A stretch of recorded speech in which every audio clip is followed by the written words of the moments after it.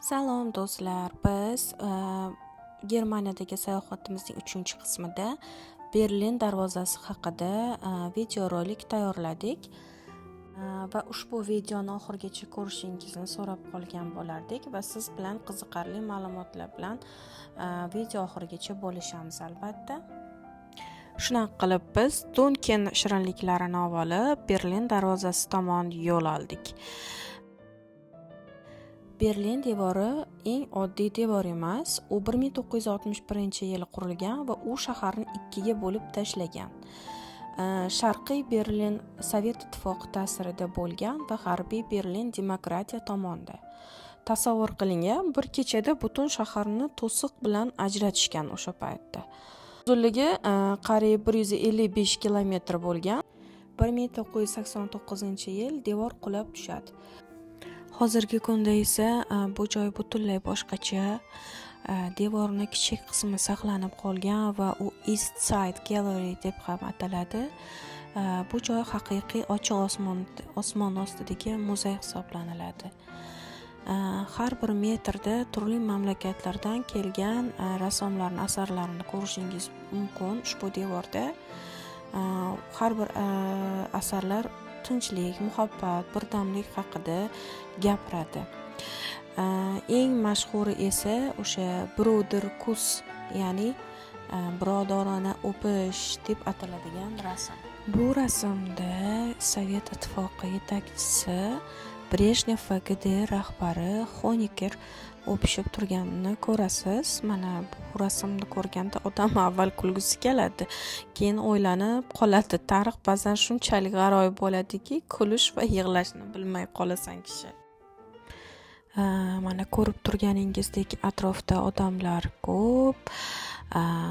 Kimdir suratga tushmoqda, kimdir vlog olmoqda, kimdir shunchaki choy, kofe ichib tarixni eslab o'tirishgandek. Bu joy nafaqat tarix, balki zamonaviy hayot bilan hamnafas oladigan joy desak ham bo'ladi. Devor bo'ylab yursangiz, har bir burchakda yangi san'at asarini ko'rasiz va yangi hissiyot sizda bo'ladi. Biz hozir o'sha East Side Gallery tomonga yo'l oldik. Mana sekin o'sha yo'limiz boshlandi.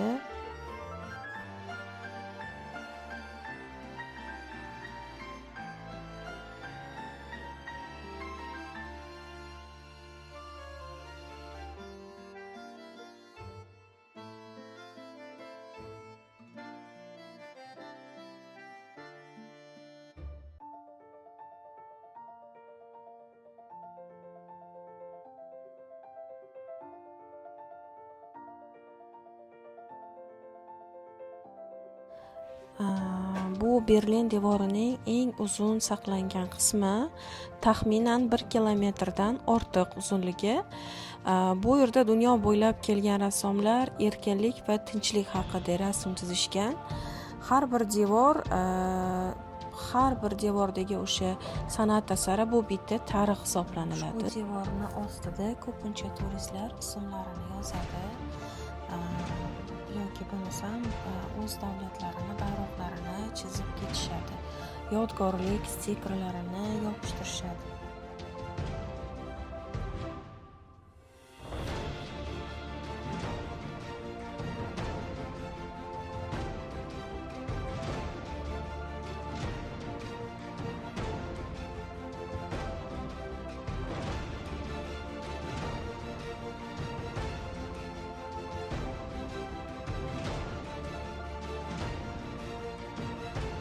Yana bitta ma'lumot, ushbu devor yaqinida Berlin Wall Memorial muzeyi bor.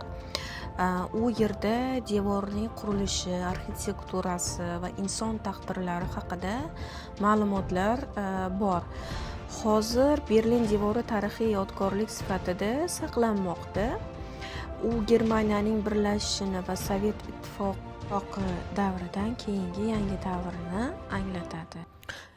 Berlin o'tmish va kelajakni bir joyda ushlab turgan shahar. Bu yerda har bir burchak odamga bir saboq beradi. Bu nafas olish demakdir. Ushbu devor yonida shundoqqina yonida Mercedes-Benz Arena turadi.